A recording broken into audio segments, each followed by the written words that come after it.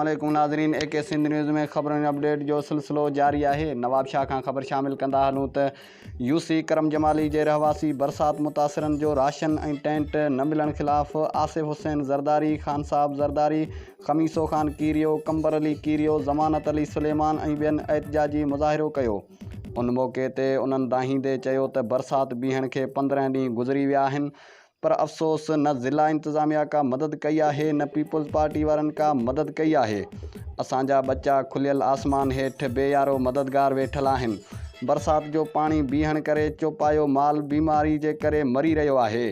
ॿार बच्चा चमड़ी जे बीमारी में वठिजी विया आहिनि। उन्हनि आसिफ़ अली ज़रदारी, बिलावल भुट्टो ज़रदारी ऐं फरियाल टालपुर खां मुतालबो कयो आहे त असां ग़रीबनि जी मदद कई वञे। असां खुलियल आसमान हेठि वेठल आहियूं।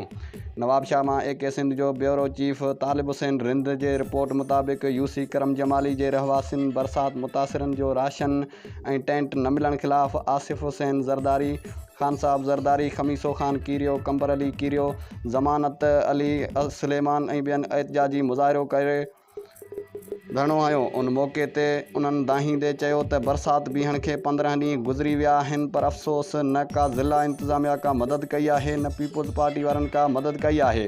असांजा बच्चा खुलियल आसमान हेठि बेयारो मददगार वेठल आहिनि। बरसात जो पाणी बीहण करे चौपायो माल बीमारी जे करे मरी रहियो आहे। ॿार बच्चा चमड़ी जे बीमारी में वठिजी विया आहिनि। उन्हनि आसिफ़ अली ज़रदारी, बिलावल भुट्टो ज़रदारी ऐं फरियाल टालपुर खां मुतालबो कयो आहे त असां ग़रीबनि जी मदद कई वञे। असां खुलियल आसमान हेठि वेठल आहियूं।